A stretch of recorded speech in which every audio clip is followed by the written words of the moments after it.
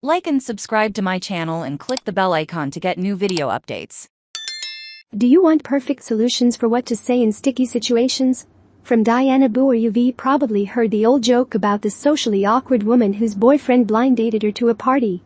As she dresses for the night, old proverbs from folk wisdom run through her head: show interest, don't talk about yourself, ask questions, give sincere compliments.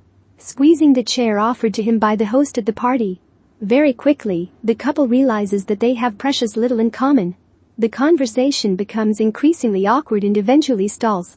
As she remembers the etiquette and communication tips that her mom passed on a lot and tries to spark the conversation, she finally blurts out a compliment. You don't sweat much for a fat person. At one point or another, you can. Most of us feel socially uncomfortable. After saying the wrong thing, we cringe and keep mumbling as we try to work our way out of the conversation crater. Personal questions you don't want answered before the business trip. I read books to learn about cultural norms, but I failed to mention certain do's and don'ts to my husband. That night I sadly had to watch him squirm through the conversation at dinner.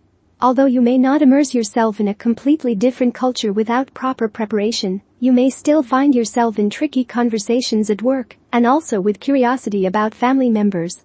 This places the burden on the other person to explain a legitimate reason for knowing or to apologize for asking an inappropriate question and mumbling about a different topic. Such quick-wittedness works well among friends. But in conversations with not-so-close clients, friends, or family members, asking, "Why are you asking?" gives you an elegant way to avoid answering personal questions. Occasionally you find yourself in a conversation when someone starts sharing gossip.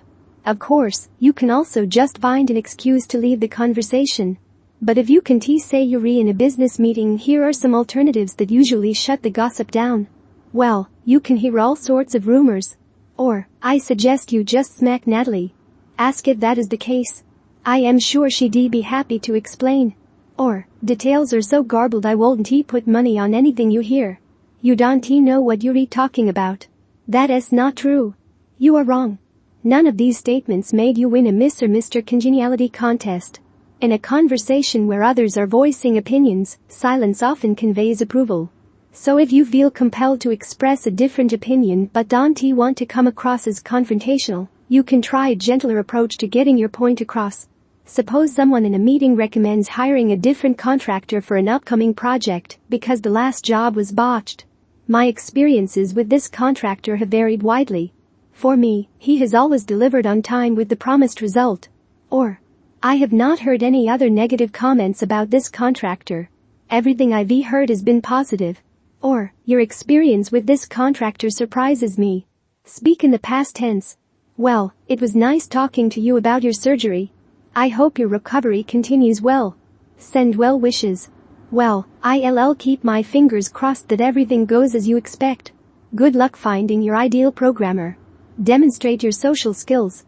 Well, I don't want to monopolize your time. I am going so you can meet others.